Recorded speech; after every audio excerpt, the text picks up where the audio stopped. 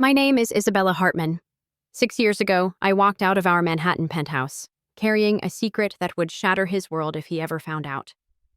I chose to leave to protect two tiny lives growing inside me. 6 years later, fate brought us face to face, just as our twin daughters ran straight into the arms of the man I swore I'd forget. And in that moment, everything exploded.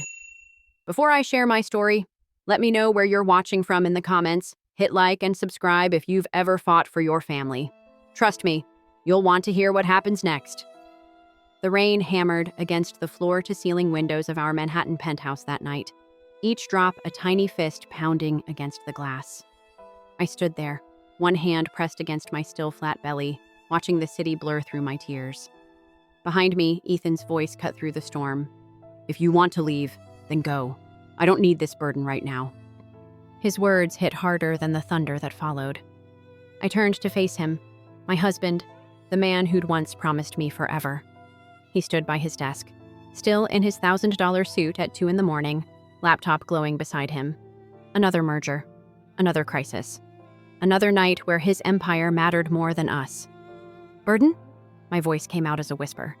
"Is that what I am to you?" He didn't even look up from his phone. "You know what I mean, Isabella. These accusations you're throwing around." "Accusations?" I laughed, but it sounded more like breaking glass. "I asked you to come home for our anniversary. Once, that's all. While I'm in the middle of the biggest acquisition of my career?" His gray eyes finally met mine, cold as the storm outside. "And then you have the audacity to listen to office gossip about me and Victoria? To actually believe I never said I believed it." My hand instinctively moved to my stomach. 2 pink lines on a test hidden in my purse. News I'd planned to share over champagne and candlelight. "I just asked why she was calling you at midnight." "Because that's when Tokyo's markets open, Isabella. Not everything is about you." The words hung between us like a blade. 6 years of marriage reduced to this. Me, a burden. Him, a stranger in an expensive suit. I walked to our bedroom, my bare feet silent on the marble floor. In the closet, I pulled out a small suitcase. Just the essentials. "What are you doing?" He stood in the doorway, looking more annoyed than concerned. "Leaving." I folded a sweater, then another. "Since I'm such a burden." "Isabella, don't be dramatic. You know I didn't mean it." I zipped the suitcase closed. "That's the problem, Ethan. You did." I walked past him, and for a moment, just a moment, I thought I saw something crack in his expression. But then his phone buzzed, and he glanced at it. Victoria's name flashed on the screen. "Take it," I said. "Your empire is calling." The elevator doors closed between us. I pressed my hand against my belly again as I descended 40 floors. "It's okay," I whispered to the life growing inside me. "We'll be okay without him." 6 years later, I was almost right. Portland mornings have a different quality than Manhattan ones. Softer, quieter. I woke to the sound of small feet padding across hardwood floors and whispered giggles outside my bedroom door. "Shh, Arya, you'll wake Mama." "You shh, Ava, you're the loud one." I smiled into my pillow before calling out, "I'm awake, my loves." The door burst open and 2 whirlwinds of dark curls and gray eyes launched themselves onto my bed. Gray eyes. His eyes. Every morning, it was like looking at pieces of him I'd tried so hard to forget. "Mama, can we have rainbow pancakes?" Arya bounced on her knees, her unicorn pajamas inside out as usual. "It's Tuesday," Ava informed her sister seriously. "We have regular pancakes on Tuesday." "But I want rainbow." I pulled them both into a hug, breathing in their strawberry shampoo scent. "How about we compromise? Regular pancakes with rainbow sprinkles?" "Yes," they chorused, then raced toward the kitchen. This was our life now. A modest 2-bedroom apartment above my bookshop cafe. Once upon a bean. Morning pancakes, bedtime stories, soccer practice, and piano lessons. No marble floors or city views, but filled with something the penthouse never had: laughter. The invitation arrived on a Thursday. Pacific Northwest Children's Literature Conference in bold letters across cream cardstock. New York City, 3 days, all expenses paid for featured speakers. "You have to go," Miles said, reading over my shoulder as I prepped the espresso machine. My business partner, best friend, and the only person besides my doctor who knew the truth about the girl's father. "Bella, this is huge. They want you to speak about your Luna the Bookworm series." "It's in New York. I steamed milk with perhaps more force than necessary. So? So I haven't been back since you left him. Miles covered my hand with his. Bella, it's been 6 years. Manhattan is a big city. What are the odds? Famous last words. The conference was at the Waldorf Astoria. Of course it was. The universe had a sense of humor. I'd dressed carefully, my best navy dress, the one that made me look professional but not like I was trying too hard. The girls had stayed with my neighbor, Mrs. Chen, but I'd already called twice to check in. After my panel on diverse voices in children's literature, I decided to treat myself. Just dinner, something nice for once. I found a restaurant a few blocks away, not too fancy, but elegant enough to make me feel like I belonged in this city again. The maitre d' seated me by the window. I'd just ordered when the air in the room shifted. You know how some people change the gravity of a space just by entering it? That was Ethan Cross. He walked in with his usual entourage, assistants, lawyers, probably a CFO or two. The gray at his temples was new, making him look distinguished rather than older. His suit probably cost more than my monthly rent. He moved through the restaurant like he owned it, which, knowing Ethan, he probably did. Then he saw me. The look on his face, God, I'll never forget it. Like someone had punched him in the stomach. He stopped mid-stride, causing a minor collision with the assistant behind him. Our eyes met across the restaurant, and for a second we were back in that penthouse. Young, in love, before everything went wrong. I should have left. Should have thrown money on the table and run. But I was frozen, watching him walk toward me with the same determined stride that had once made me fall in love with him. Isabella. Just my name, but the way he said it. Like a prayer, like a curse, like an answer to a question he'd been asking for 6 years. Hello, Ethan. He sat without invitation. Up close, I could see the exhaustion beneath the polish. You look... He stopped, shook his head. God, Bella, where have you been? Living my life? I took a sip of water to steady my hands. I should go. Please, don't. His hand moved toward mine on the table, then stopped. I've wondered, every day, I've wondered where you went. I hired investigators. You what? They couldn't find you. It was like you vanished. His eyes searched my face. Why didn't you ever call? Let me know you were okay? The irony of it. Him wondering if I was okay when he'd been the one to break me. You told me to go, remember? You didn't need the burden. He flinched. I was an ass. I was stressed and stupid and... His phone buzzed. Victoria's name appeared on the screen. Some things never changed. But instead of answering, he declined the call. I'm sorry. For everything. I was forming a response when the restaurant door chimed. My blood turned to ice. Because walking in, holding hands and chattering about their day at the Museum of Natural History were Ava and Arya, with Mrs. Chen, who'd clearly decided to treat them to dinner in the city. Mama! Arya spotted me first, breaking free and racing across the restaurant. I caught her as she launched herself at me, Ava close behind. What are you doing here, sweethearts? Mrs. Chen brought us to see the dinosaurs. Ava's gray eyes, those unmistakably familiar gray eyes, sparkled with excitement. And then she said we could have fancy dinner. I felt, rather than saw, Ethan's sharp intake of breath beside me. His gaze moved from one small face to the other, taking in every detail.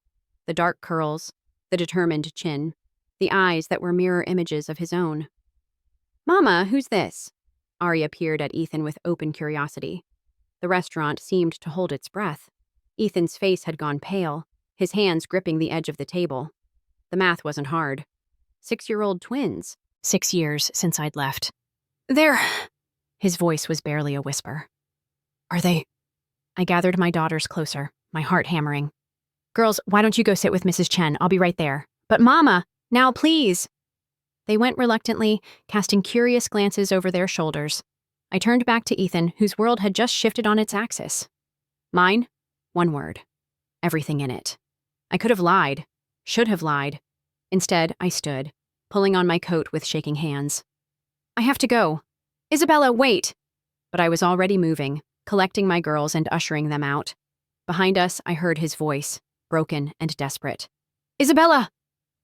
I didn't look back. I couldn't. Because in his eyes, I'd seen something that terrified me more than his anger ever could have. I'd seen hope. By the time we reached our hotel, my phone had 17 missed calls, all from numbers I didn't recognize, though I knew who they belonged to. Ethan had probably mobilized half his staff to find me.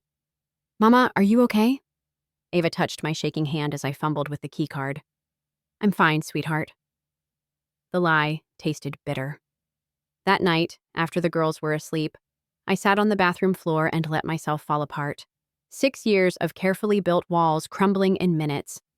He knew. God, he knew. My phone buzzed. An unknown number, but the message was unmistakably him. "Please, I just need to know. Are they mine?" I stared at the screen until it blurred. Then I turned off the phone and buried it in my suitcase. The next morning brought a new horror. Mrs. Chen showed me her phone over breakfast. "Isabella, dear, isn't this that man from the restaurant?" The headline screamed, "Tech billionaire Ethan Cross seen with mystery woman and twins, secret family." Below it, a grainy photo of us at the restaurant. You couldn't see the girls' faces clearly, thank God for small mercies, but you could see enough. See him staring at them like a man witnessing a miracle. "Mama, we're in the newspaper!" Arya bounced in her seat. "Are we famous now?" "No, baby, just a misunderstanding." But the floodgates had opened. By lunch, there were 3 more articles. Speculation ran wild. Who was I? Were the children his? Why had I been hidden? I canceled my remaining conference sessions and booked us on the next flight to Portland. But as we waited at the gate, a woman approached. Professional blazer, predatory smile. "Isabella Hartman?" I pulled the girls closer. "Who's asking?" "Veronica Wade, Daily Voice. I'm wondering if you'd like to comment on your relationship with Ethan Cross." "No comment." I stood, reaching for our bags. "Are those his children?" She stepped closer, phone already recording. "The resemblance is striking. Why did you keep them secret? Was there a payoff?" "Stay away from my children." My voice came out steadier than I felt. Security intervened, but the damage was done. Ava clung to my hand, tears in her eyes. "Mama, why was that lady being mean?" How do you explain to 6-year-olds that their existence has become news? That the father they'd never known was famous enough to make them targets? We made it home, but Portland didn't feel safe anymore. Reporters appeared outside the bookshop. My customers were questioned. Someone had connected Isabella Hartman to best-selling children's author I.B. Hart. Miles found me crying in the stockroom 3 days later. "Talk to him," he said gently. "This won't stop until you do." "I can't." "Bella." He knelt beside me. "I've kept your secret for 6 years. Watched you raise those girls alone. But look what's happening. They need stability, safety. Maybe it's time." That night, I found a package on my doorstep. No return address, but I recognized the handwriting. Inside, a single sheet of paper. "I know I have no right to ask for anything, but please, let me help. Let me protect them, if nothing else. E." Below it, a phone number. I stared at that number for hours. The girls slept peacefully, unaware that their world was tilting. Finally, at 2 a.m., I texted, "Tomorrow, noon, Pioneer Courthouse Square. Alone." His response was immediate. "Thank you." I didn't sleep.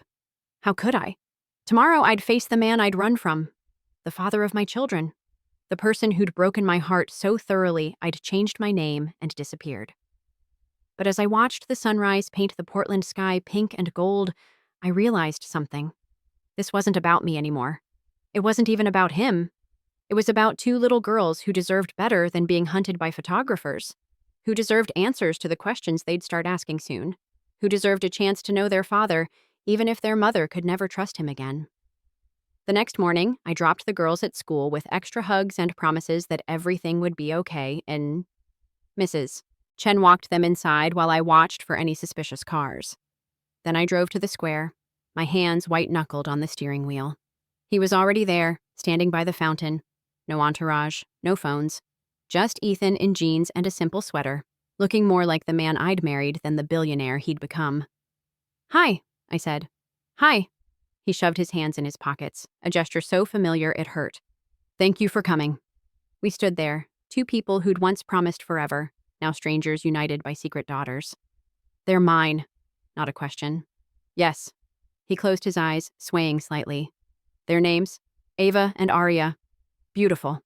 His voice cracked. "Like their mother." "Don't." I wrapped my arms around myself. "Just don't." "I'm sorry." He opened his eyes, and the pain there matched my own. Not just for that night, for all of it. For being the kind of husband who made leaving the only option. I didn't leave just because of us. The words I'd held for 6 years spilled out. I was pregnant, and you'd made it clear you didn't want burdens, so I gave you what you wanted. Freedom. Freedom? He laughed bitterly. Bella, I've been in prison since the night you left. Every merger, every success, none of it meant anything. I threw myself into work because it was the only thing that numbed the fact that I'd lost the only person who ever really mattered. You had a funny way of showing it. I know. He stepped closer, careful, like I might run. But those girls, our daughters, they're in danger now because of me. The media won't stop. Victoria is already spinning this to damage my company, which means more attention on you. On them. Victoria, of course. Still pulling your strings? She's a board member, and she's vicious. He met my eyes. But I can protect them. Protect you. Security, privacy measures, legal action against the press. Whatever it takes. I don't want your money, Ethan. I'm not offering money. I'm offering protection for my daughters. His voice hardened. Daughters I just found out exist. Daughters who are being stalked because of who their father is. Please, Bella, let me help. I agreed to his help. What choice did I have when photographers were following my 6-year-olds to school? The security came first. Discreet, professional. Within 48 hours, the reporters vanished from our street. The girls didn't notice the unmarked car that followed us to school or the new maintenance man at our building who looked like he could bench press a truck. What they did notice was the absence of chaos. Mama, the scary people with cameras are gone, Arya announced after a peaceful week. But other things weren't so easily fixed, like the email from Grace, my sister, who I hadn't spoken to in 3 years. Saw the news, call me, we need to talk. Grace had always resented my marriage to Ethan, convinced I'd abandoned the family for money. When I'd disappeared, pregnant and heartbroken, I'd cut her off too, another casualty of my escape. Then came the formal request, hand-delivered by Miles, who looked uncomfortable as he handed me the envelope. He came to the shop, Miles said. Wanted to give this to you personally, but I said that wasn't happening. Bella, he looked... What? Desperate. And I've never liked the guy, you know that. But seeing him stand there, asking about his kids' favorite colors and if they were happy, it was hard to watch. Inside the envelope, a letter in Ethan's careful handwriting. Isabella, I know I have no right to ask, but I dream about them. Wonder if Arya got your laugh or mine. If Ava is serious like I was as a child. I wake up calculating how many birthdays I've missed, how many first days of school, how many bedtime stories. I'm not asking to be their father. I know I haven't earned that. But could I meet them? Just once? Let me see for myself that they're okay. That despite my failures, you've raised them to be happy. Please. E. That night, I watched my daughters play.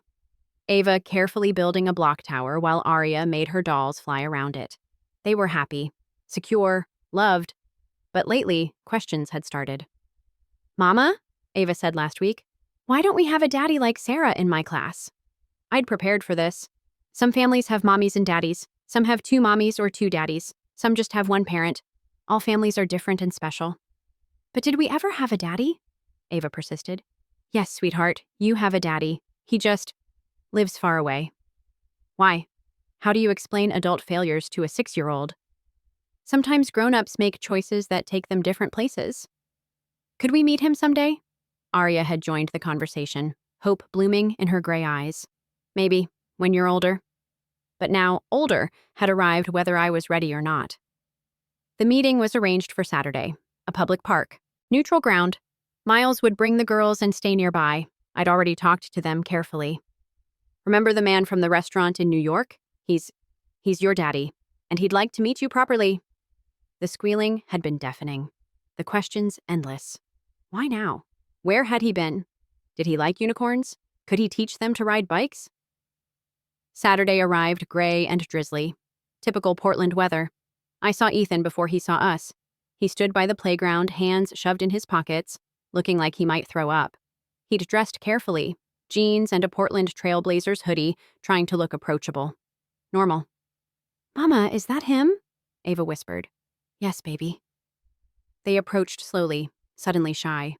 These whirlwinds who usually tackled strangers with questions were quiet, studying the man who shared their eyes. Ethan knelt when they got close, making himself smaller, less intimidating. "Hi," he said softly. I'm your dad." Arya, my brave one, stepped forward first. "You look like us." "I think you look like me," he said, his voice thick. "But prettier." That broke the ice. Arya giggled. "Mama says we got your eyes, but her sense." "Thank God for that." His gaze flicked to me, then back to them. "I heard you like books. Your mom tells me you're excellent readers." "I can read chapter books," Ava announced proudly.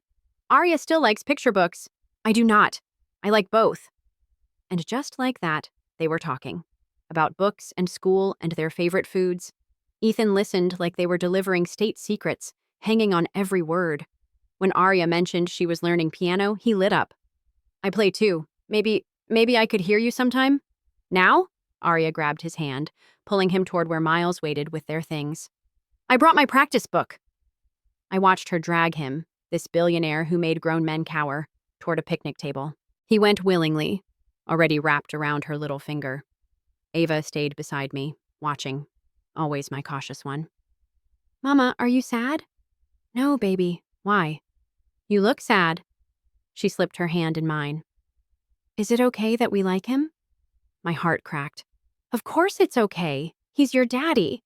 It's good to like him." "But we love you more," she said firmly. "You're our mama."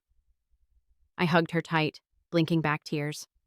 When I looked up, Ethan was watching us over Arya's head as she played a halting version of Twinkle, Twinkle, Little Star. The longing in his face was so raw it hurt to see. The afternoon passed in a blur. They showed him their drawings. He pushed them on the swings. Arya convinced him to go down the slide, and his surprised laugh when he got stuck halfway made even Ava giggle. But then his phone rang. Victoria's ringtone. I recognized it even after all these years. He declined it. It rang again immediately. "You should get that," I said. "No, this is more important." But the spell was broken. Real life intruding. He had an empire to run, deals to close, a board member trying to destroy him. "I should go," he said reluctantly. "But could we do this again? Please?" I looked at my daughter's hopeful faces and felt my carefully constructed walls crack. "Next Saturday, same time." The joy on his face was almost painful. He knelt again, eye level with the girls. "I know I haven't been around, and I'm sorry for that. But I'd like to learn how to be your dad, if you'll let me." "Will you teach me piano?" Arya asked. "And help with my science project?" Ava added. "Anything you want." They hugged him then, spontaneous and trusting. Over their heads, his eyes met mine, bright with unshed tears. The weeks that followed felt like learning to breathe underwater. Ethan became a Saturday fixture, each visit stretching longer. First the park, then the zoo. The science museum, where he patiently explained every exhibit to an enraptured Ava, while Arya dragged him to see the butterflies 17 times. "He's good with them," Miles observed, watching Ethan teach the girls to skip stones at the riverfront. "I know. That was the problem. It would be easier if he was terrible at it. If he was the cold, work-obsessed man I'd left.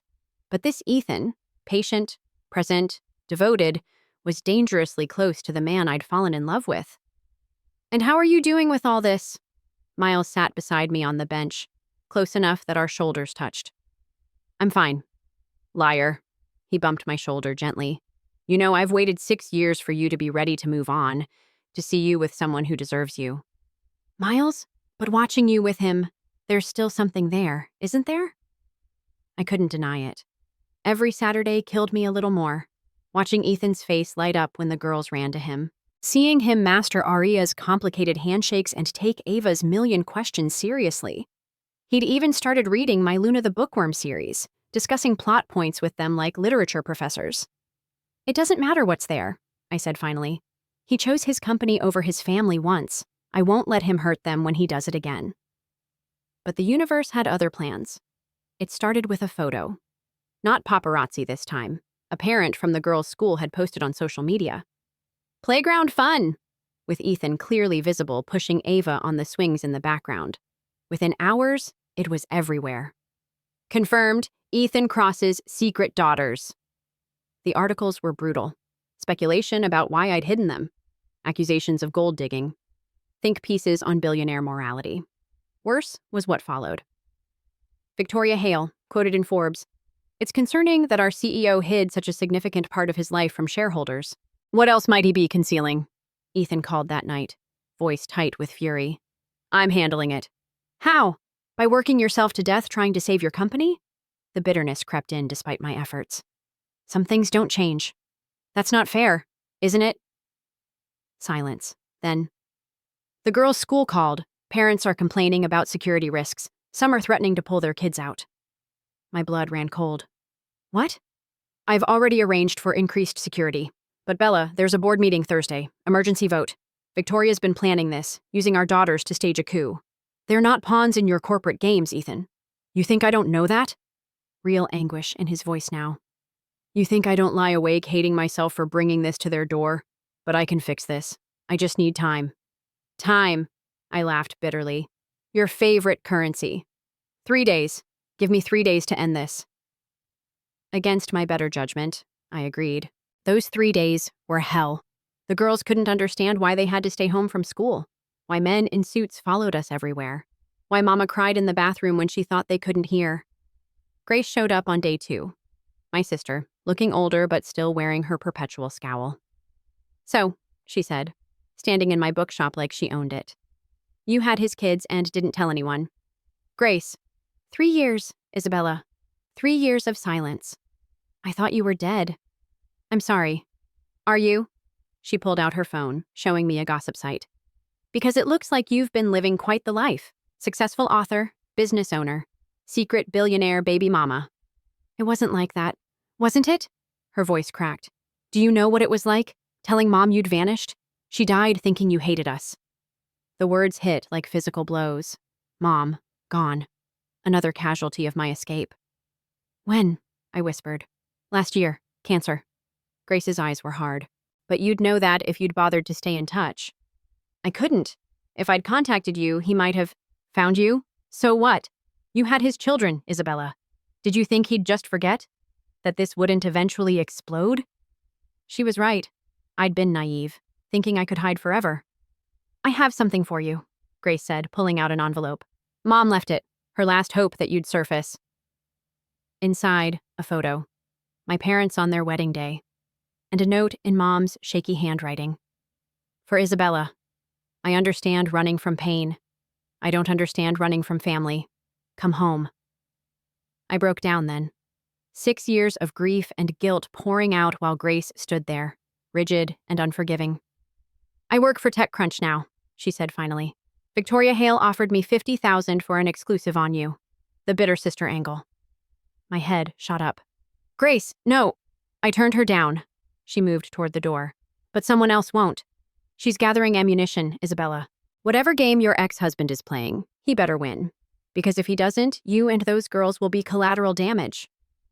She left without saying goodbye. But on the counter, she'd left something else. A flash drive labeled insurance. That night, after the girls were asleep, I plugged it in. Screenshots, emails, Victoria Hale discussing illegal stock manipulation, bribing board members, even plans to plant evidence of embezzlement against Ethan. My phone rang. "Ethan, did you know your sister works for TechCrunch?" he asked without preamble. "I do now. She came to my office, gave me evidence against Victoria, said it was for the girls, not for me." He paused. "Your family is complicated." "You're one to talk." "Fair." Another pause. "Thank you for letting me know them. However this ends Thursday, these weeks with Ava and Arya, they've been everything. Don't talk like you're saying goodbye." "I'm not. I'm done running from what matters." His voice dropped. "I lost you once because I couldn't see past my ambition. I won't make that mistake with them." "Ethan, I love them, Bella. They are miracles I don't deserve. And you're still the bravest person I know. Raising them alone. Building a life from nothing. Being both parents when I failed to be even one." "Stop. I know I have no right to say this, but I need you to know, before Thursday, in case everything goes wrong, I never stopped loving you. Not for a single day." The line went dead. I sat there, holding the phone, Grace's evidence glowing on my laptop screen. 3 days, he'd said. Tomorrow was Thursday. Tomorrow, everything would change. Thursday arrived with unusual Portland sunshine, like the universe was mocking the storm about to break. I dressed the girls carefully, their favorite dresses, hair in neat braids. "Why are we going to Daddy's work?" Arya asked, fidgeting with her unicorn backpack. "Because he has something important to do, and we're going to show him we support him." It had been Ethan's idea. If they want to use my family against me, let them see what they're attacking. Two innocent little girls who just want their father. The Cross Technologies building pierced the Portland skyline like a glass needle. I'd never been inside. This was his West Coast headquarters, built after I'd left. Security whisked us to a private elevator. "Mama, look how high!" Ava pressed against the glass as we soared upward. On the executive floor, assistants scattered like startled birds. Everyone stared at the twins, the secret daughters finally revealed. Ethan emerged from his office, and for a moment, vulnerability flashed across his face. "You came." "We said we would." He knelt to hug the girls, holding them like anchors. Over their heads, he mouthed, "Thank you." The boardroom was a lion's den. 12 board members around a mahogany table that probably cost more than my car. Victoria Hale sat at the far end, red lips curved in a predatory smile. "Mr. Cross," she purred. "How domestic. Though bringing children to a board meeting seems rather unprofessional." "No more unprofessional than using them to stage a coup," Ethan replied smoothly. I sat with the girls in chairs along the wall. Ava clutched my hand while Arya swung her legs, humming softly. They didn't understand the tension crackling through the room, the careers and fortunes balanced on a knife's edge. "The issue before us is simple." Victoria stood, commanding attention. "Our CEO concealed significant personal information. Secret children suggest secret vulnerabilities, blackmail opportunities, corporate instability. My children are not vulnerabilities." Ethan's voice could have frozen fire. "No? Then why hide them? Why the years of deception?" She clicked through a presentation. Photos of me, the girls, even shots of my bookstore. "What else are you hiding, Ethan?" Board members shifted uncomfortably. Some watched the girls with sympathy. Others avoided looking at us entirely. "I'll tell you what I'm hiding." Ethan stood slowly. "Regret. 6 years of it. I'm hiding the fact that I chose this." He gestured around the opulent room. "Over the only thing that actually mattered. I'm hiding the nights I worked instead of reading bedtime stories. The mornings I prioritized meetings over making pancakes." "Mama makes the best pancakes," Arya announced, unprompted. "With rainbow sprinkles." A few board members smiled despite themselves. "You want to know what kind of liability I am?" Ethan continued. "I'm a man who just discovered he has 2 perfect daughters. Who's learning that Ava loves science and asks questions that would stump MIT professors. That Arya plays piano like an angel and gives hugs that could heal the world. I'm a liability because for the first time in 6 years, I care about something more than stock prices." "How touching." Victoria's smile turned vicious. "But sentiment doesn't protect shareholder value. I call for a vote of no confidence." "Actually," a new voice interrupted, "I'd like to present some information first." Grace walked in, professional in her press credentials and power suit. My sister, who'd spent years hating me, standing in a boardroom to save the man she hated more. "Grace Hartman, TechCrunch. I've been investigating corporate malfeasance at Cross Technologies." She connected her laptop to the presentation system, but not by Mr. Cross. The evidence unfolded like a symphony of destruction. Emails, bank records. Victoria's face went from smug to pale to furious as Grace laid out years of embezzlement, stock manipulation, and bribery. "This is fabricated," Victoria sputtered. "Is it?" An older board member, Mr. Chen, studied the evidence. "These offshore accounts have your name on them." "She approached me 3 days ago," Grace continued, cool as ice. "Offered $50,000 for dirt on my sister. When I refused, she tried to blackmail me. Unfortunately for her, I record all my interviews." She played the audio. Victoria's voice, clear and damning, outlining her plan to destroy Ethan and install herself as CEO. The room erupted. Board members shouting, Victoria threatening lawsuits, security moving in. Through it all, Ethan stood perfectly still, watching Grace with something like awe. Then his eyes found mine, and I saw the moment he understood. My sister hadn't done this for him. She'd done it for 2 little girls who deserved better than being weapons in corporate warfare. "I call for a different vote," Mr. Chen said once order was restored. Victoria had been escorted out, the authorities already alerted. All in favor of maintaining Mr. Cross as CEO? Unanimous. Furthermore, Mr. Chen continued, I move that Mr. Cross be granted a more flexible schedule to accommodate his family responsibilities. The man's right. There are things more important than quarterly earnings. After the meeting, in the chaos of congratulations and relief, Grace pulled me aside. This doesn't fix us, she said quietly. 3 years of silence, Mom dying alone. There's too much broken. I know. But those girls. Her mask slipped, revealing raw emotion beneath. They look like you at that age, before everything got complicated.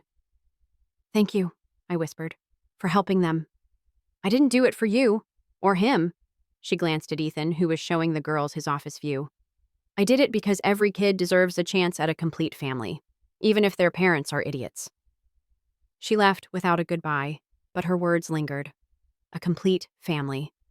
Was that even possible, after everything? Mama, look! Arya ran over, clutching a snow globe Ethan had given her. Daddy says we can come visit whenever we want. And he's going to teach me coding, Ava added, eyes bright with excitement. Ethan approached more cautiously.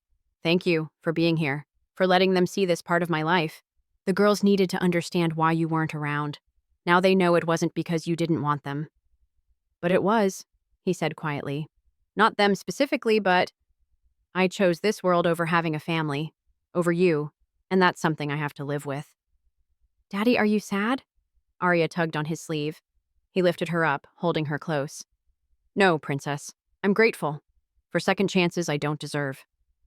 The tech conference was Portland's biggest annual event. 3,000 industry leaders, investors, and media crammed into the convention center. Ethan was the keynote speaker, his first public appearance since the boardroom coup attempt a week ago. I wasn't supposed to be there, but Miles had insisted, showing up at my apartment that morning with coffee and determination. You need to see this, he said. Trust me. So I sat in the back row, baseball cap pulled low, hoping to remain invisible.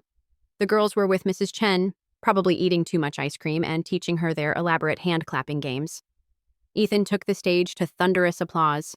He looked good, confident but not cocky, wearing the kind of casual elegance that made him equally at home in boardrooms or backyard barbecues. Thank you, he began once the crowd settled. I'm supposed to talk about innovation today, about the future of technology, but first, I need to talk about the past. The audience shifted, sensing something unexpected. 6 years ago, I was on top of the world. My company was soaring. I had a beautiful wife who loved me despite my flaws. Life was perfect. He paused. And I destroyed it. Whispers rippled through the crowd. This wasn't the usual keynote material.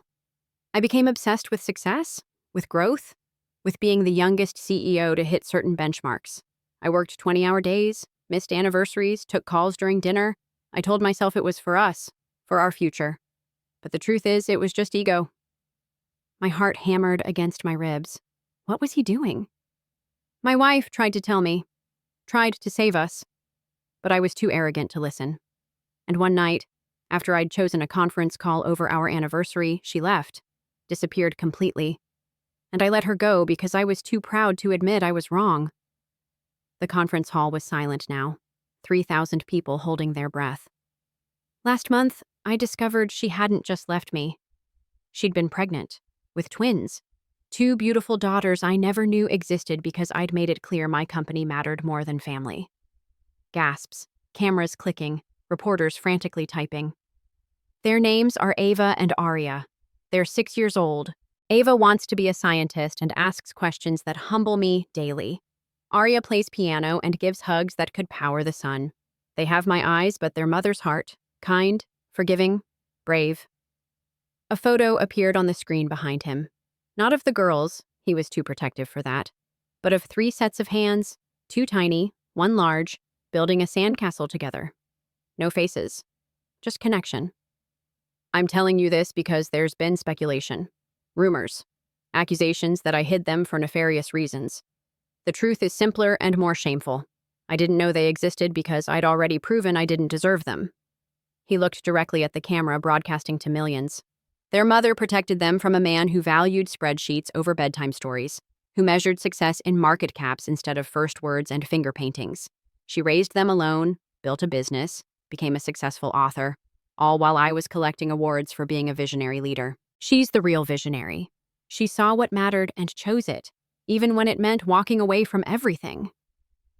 My vision blurred. Around me, people were crying openly. I can't undo 6 years of absence. Can't recover the moments I missed.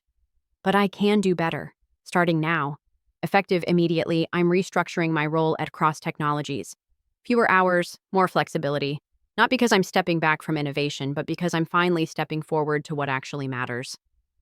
The audience erupted in applause, but Ethan wasn't done. To my daughters, if you ever see this, I'm sorry I wasn't there from the beginning, but I promise to be there for everything else. Every recital, every science fair, every nightmare and triumph and ordinary Tuesday. You are my greatest achievement, and I didn't even create you. Your mother did that, with strength I'm only beginning to understand. He paused, seeming to look right at me, though I knew he couldn't see past the stage lights.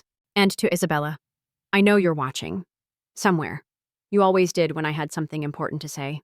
Thank you for protecting them, for being both parents when I failed to be one, for showing me that real success isn't measured in billions but in bedtime stories and butterfly kisses. I love you. I never stopped. And while I don't deserve forgiveness, I'm grateful you've given me the chance to know our daughters. He left the stage to a standing ovation. Tech titans wiping tears, reporters scrambling for exclusive angles, and me, frozen in my seat, undone by public words I'd never expected to hear. My phone buzzed. A text from an unknown number. Check your email. I almost ignored it. Almost ran. But curiosity won. The email had no subject, just an attachment. Legal documents, custody agreements giving me full decision-making power but him generous visitation, trust funds for the girl's education, and at the bottom, a deed to our old penthouse. Now in my name. I know you'll never live there, but it should have been yours. Like everything else I kept when you only wanted love. Do whatever you want with it. Sell it, burn it, turn it into a shelter. Just know that every room holds a memory of when I was too blind to see what I was losing. I was still staring at the documents when my phone rang. Grace. Did you watch? No preamble. Classic Grace. Yeah. Well? Well, what? Jesus, Isabella. The man just declared his love for you in front of 3,000 people and a live stream to millions. Are you really going to keep pretending you don't feel anything? It's complicated. No, it's not. It's simple. He fucked up. You left. You raised 2 kids alone. He's trying to make amends. The question is whether you'll let him. Since when are you Team Ethan? I'm not. I'm Team Nieces. And like it or not, that includes their father now. Grace, look, I spent 3 years hating you for disappearing. But watching him up there, I get it now. Why you ran. Why you hid. You weren't just protecting yourself. You were protecting them from being props in his success story. And now? Now they're not props. They're the main characters. And maybe that's enough change to risk a second chapter. She hung up, leaving me alone with my thoughts and a conference center slowly emptying around me. My phone buzzed again. Another unknown number. But this time the message made my blood run cold. You think this is over? He has more secrets than hidden children. Ask him about Project Haven. Ask him what really happened to his father. The truth will destroy more than just his company. You've been warned. I stared at the message, ice flooding my veins. After everything, the boardroom battle, the public confession, the carefully orchestrated redemption, someone was still pulling strings. But who? And what was Project Haven? As I left the conference center, one thing was certain. Our story was far from over. If anything, the real drama was just beginning. The truth arrived on a rainy Tuesday, 3 weeks after Ethan's public confession. I was reviewing inventory when the bookshop door chimed. A woman entered. Elderly, elegant, carrying herself like royalty despite her simple clothes. Isabella Hartman? Yes? My name is Elizabeth Cross, Ethan's mother. I dropped the book I was holding. In 6 years of marriage, I'd never met her. Ethan said she'd died when he was young. I can see you're surprised. My son has always been good at keeping secrets.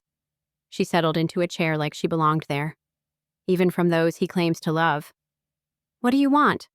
To warn you, and to meet my granddaughters before it's too late. Too late for what? She pulled out a folder, hands trembling slightly. Project Haven. Did you receive a message about it? My silence was answer enough. 20 years ago, my husband started Haven, a homeless shelter. But it was a front. He was embezzling funds, using the charity to launder money. When Ethan discovered it at 16, he had a choice: expose his father or help cover it up. He exposed him, I said, but uncertainty crept in. No, dear, he made a deal. His father would disappear, fake his death, and Ethan would take over the company, clean it up, make it legitimate. But the evidence still exists. People who could destroy everything Ethan built.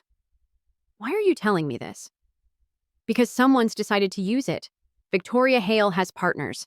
People who want cross technologies and will destroy Ethan to get it. They'll come after you. The girls, everyone he loves. The door chimed again. Ethan walked in, saw his mother, and went perfectly still. Hello, son. You're supposed to be dead. His voice was ice. Your father's fiction, not mine. Though I've played along for 20 years. Get out! Ethan, I started. No! He turned to me, eyes wild. Whatever she's told you, the truth? Elizabeth stood. That you built an empire on lies? That you're just like your father, keeping secrets from those who love you? I protected her, protected everyone. You protected yourself, she said sadly. Just like he did. She left, but her words lingered like poison. Ethan stood frozen, the rain outside matching the storm in his eyes. Is it true? I asked. Yes, one word, carrying 20 years of weight. So when you talk about choosing work over family, about ego and ambition, it was never about ambition. It was about survival, keeping his sins from destroying everything. He laughed bitterly. And now I've become him, lying, hiding, dragging you into danger you never asked for. Before I could respond, both our phones buzzed. The same unknown number. 48 hours to transfer control of cross technologies, or every news outlet gets the Haven files. Your father's crimes, your cover-up, your perfect little family exposed as frauds. Ethan read it, and something shifted in his face, decision replacing despair. Okay. Okay? Let them have it. The company, the money, all of it. He looked at me with clarity I hadn't seen in years. I've spent 20 years protecting an empire built on lies. I won't spend another day choosing it over truth. Ethan, think about this. I have. Every day since you left. Every night wondering if you'd discovered the truth and that's why you ran. Every moment with the girls feeling like a fraud who didn't deserve them. That's not why I left. But you would have. Eventually. Because I was turning into him. Keeping secrets, prioritizing the company, losing myself in the lies. My phone rang. Miles. Bella, there are men outside. Black SUVs. Should I call the police? No, we're coming. I grabbed my keys, but Ethan caught my hand. I'm sorry. For all of it.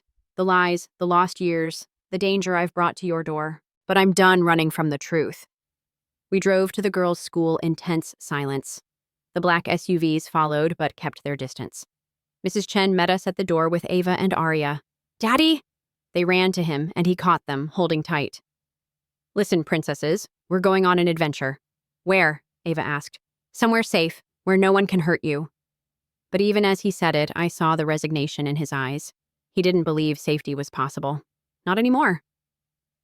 That night, in a hotel room 2 hours from Portland, the girls asleep between us, Ethan finally told me everything. His father's crimes, the teenage boy who'd discovered them, the impossible choice, the 20 years of carrying someone else's sins. I thought if I could make the company good enough, successful enough, it would erase what he did. But you can't build clean on dirty foundations. So what now? Now I let it fall. Transfer the company, testify to what I know, hope it's enough to keep you all safe. And then? He looked at our daughters, peaceful in sleep. Then I disappear, like my father. It's the only way to protect you. No. Bella, no. I sat up, fierce with certainty. You don't get to do that. Walk into their lives, make them love you, then vanish because things got hard. This isn't hard. This is dangerous. Everything worth having is dangerous. I thought of the night I left, pregnant and terrified, of building a life from nothing, of opening my heart enough to let him meet them. But we don't run, Not anymore. His phone buzzed. Another message, but this time from a contact labeled insurance. Mr. Cross, we've been monitoring the situation. Federal authorities have been notified. Your family is under protection. The Haven files have been secured. Stand by for extraction. What? Grace, he said, wonder in his voice. Your sister. She didn't just investigate Victoria. She found everything, took it to the FBI. They've been building a case, waiting for the perpetrators to make their move. Another message. It's done. They took the bait. Arrests happening now. You're safe. Safe. After 20 years of lies and 6 years of exile. We were safe. What happens now? I asked. I don't know. He looked at me, vulnerable as I'd ever seen him. I know what I want, but wanting and deserving are different things. What do you want? Pancakes. He smiled sadly. Saturday morning pancakes with rainbow sprinkles, bedtime stories and piano recitals, teaching Ava to code and Arya to play guitar, watching you read to customers in your bookshop. Simple things, true things. That's all? No. His voice dropped. I want to wake up next to you, every morning, to prove that some vows, once broken, can be remade stronger. To love you the way I should have from the beginning, with nothing held back. No secrets, no lies, just us. A knock interrupted. Federal agents, badge bright and efficient, confirming what the messages had said. It was over. The threats neutralized. The past, finally, laid to rest. By dawn, we were home. The girls woke confused but delighted to be back in their own beds. Ethan made breakfast, attempting rainbow pancakes that looked more like abstract art. Daddy, these are weird, Arya announced. But yummy weird, Ava added loyally. I watched them, my strange little family, and felt something I hadn't in years. Not just hope, certainty. My phone buzzed. One last unknown number. Every ending is a beginning. Choose wisely. I deleted it without reading it aloud. No more anonymous threats. No more shadows from the past. So, Ethan said, syrup in his hair, courtesy of Arya's enthusiasm. What happens now? I looked at my daughters. At the man who'd lost everything to find what mattered. At the life we'd built and broken and might, just might, build again. Now, I said, we write a new story. Together. He smiled, and for the first time in 6 years, I smiled back. Real. Unguarded. Ready. Outside, the Portland sun broke through the clouds, painting rainbows on the walls. Arya squealed in delight, chasing the colors. Ava pulled out her notebook, documenting the light spectrum, and Ethan reached for my hand, tentative but true. I took it. Sometimes walking away feels like the only way to protect what matters most. But secrets have a way of finding the light. Remember this: love built on honesty will always be stronger than a life built on lies. Never underestimate the power of truth. It can break you, or it can set you free.